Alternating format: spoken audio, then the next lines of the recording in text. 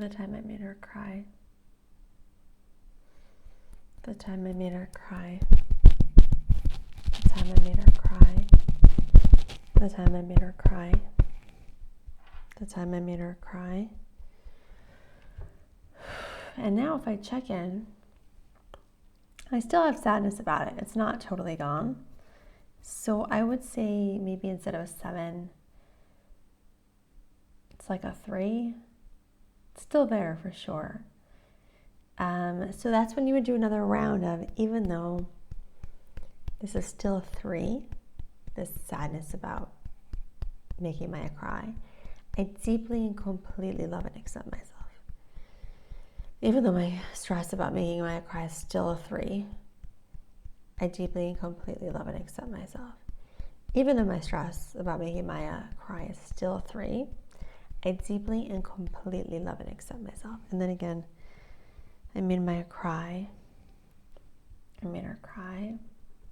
I made her cry. I made her cry. And all of a sudden for me, I get this like very sudden relief. It's interesting, it just hits me. Sometimes I take a deep breath, sometimes I yawn. And I'm like, okay, like I feel less burdened by this thing. When I tune back, making Maya cry, it's not a 7, it's not a 3. It's probably like a 1. But now when I get into the story and actually tell the story, like I'll start the story before the stress. You know, we came down for breakfast. I looked at the clock.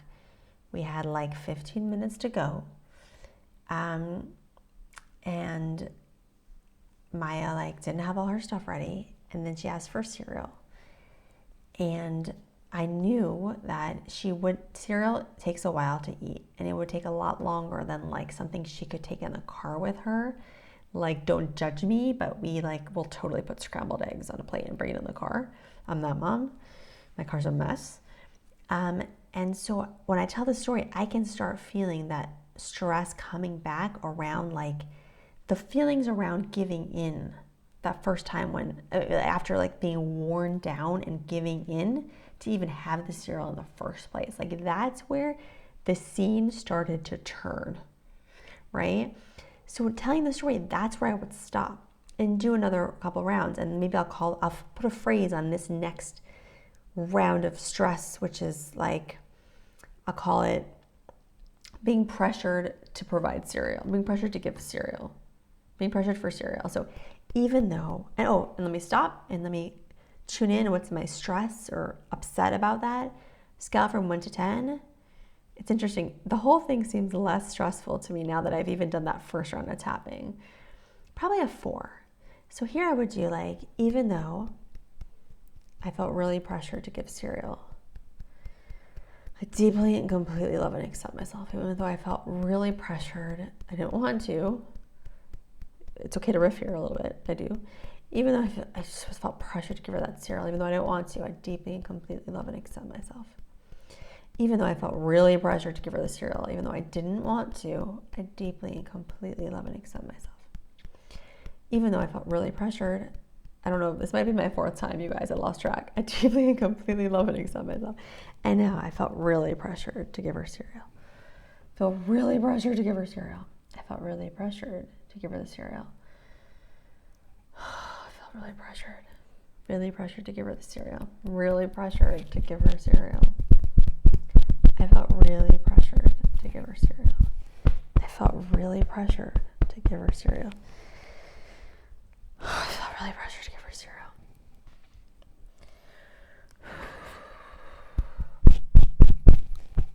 And now as I do it, I'm actually already starting to feel like a little less tension. Less pressured. But if I needed to, I could do a bunch more rounds around feeling pressure to give her cereal. Then I would tune back in. Now if I tune back in, it's already shifted. Like I think about it, I'm kind of like, oh, really? Like it's not a really big deal, Devorah. Before, like it would bring up these feelings of like, oh my God, like stop pressuring me. Like why do kids ask and ask and ask when the answer is no? As a parent, it's like so freaking annoying. Now I just feel kind of like it happened. Like, it's her job. She's 6. Like, their job is to just keep asking for what they want. Like, that's kind of cute, you know?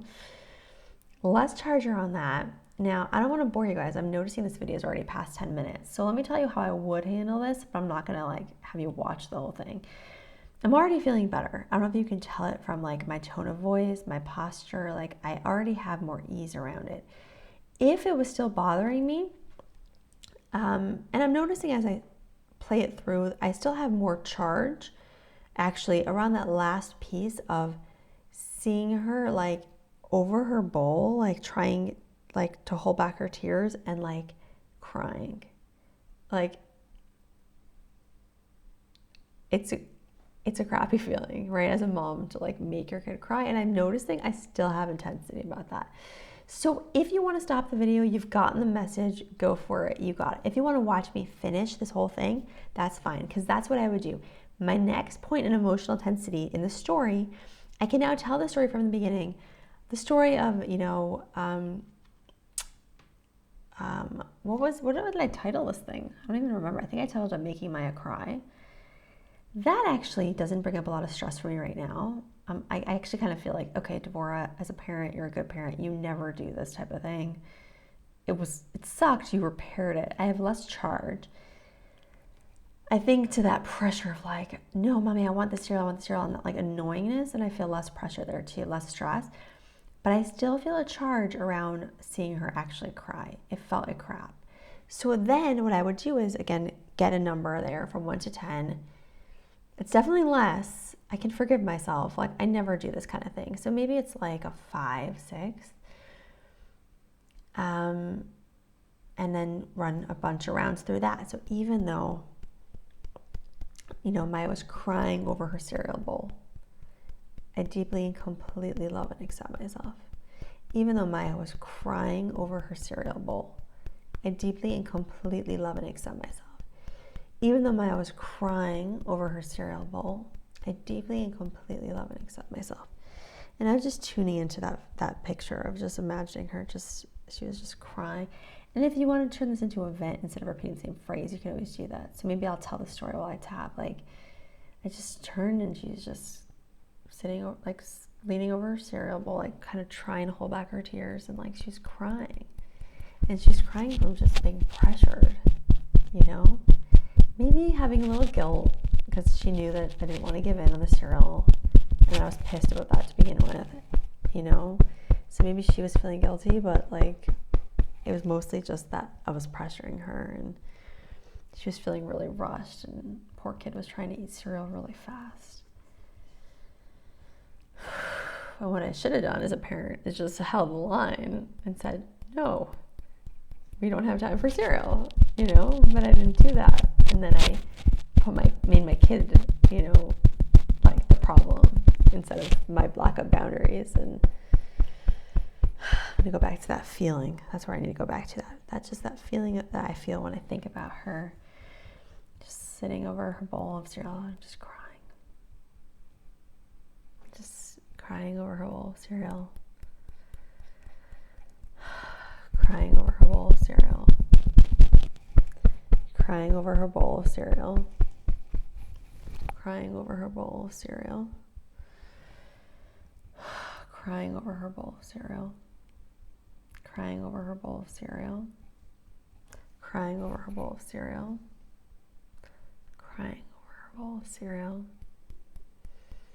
Crying over her bowl. Just crying. Just imagining her, just her cute 6-year-old face, and just leaning over this bowl, just their eyes like full of tears.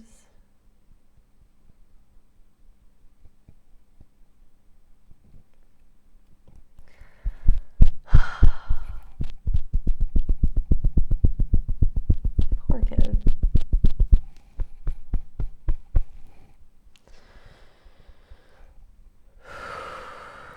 Now, I feel less charge around it. I do. I feel now, when I go back to the story, yeah, I can think it through to the end, and I can be like, bummer. Like, that was a crappy moment as a parent. Now, I'm not excusing my behavior, but I can forgive myself. I learned my lesson.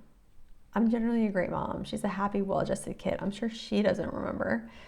And I feel like much less charged. Now, if I feel really motivated, sometimes it helps to even tap in like a positive, affirmative layer of stuff on top. Like, even though this thing happened, I love and accept myself, deeply love and accept myself, and I choose to forgive myself for what happened, and repeating that 3 times, and then running through like, I do my best as a mom. Like, I know I do a good job. Everyone's allowed to have an off day. Like, it's okay to have an off day. I apologized. I made it right. Like, I'm ready to let it go. I am ready to let it go. I'm ready to let it go. I apologized. I won't do it again. She probably doesn't even remember. We have a great relationship. There's no point in me holding on to this anymore. I'm just choosing to let it go. I'm giving myself permission to let it go, let it go, let it go. Let it go. Let it go. That helps too. And now I think about it and I can just tune in for a minute. I feel a lot better. All right. Thanks for watching. Bye.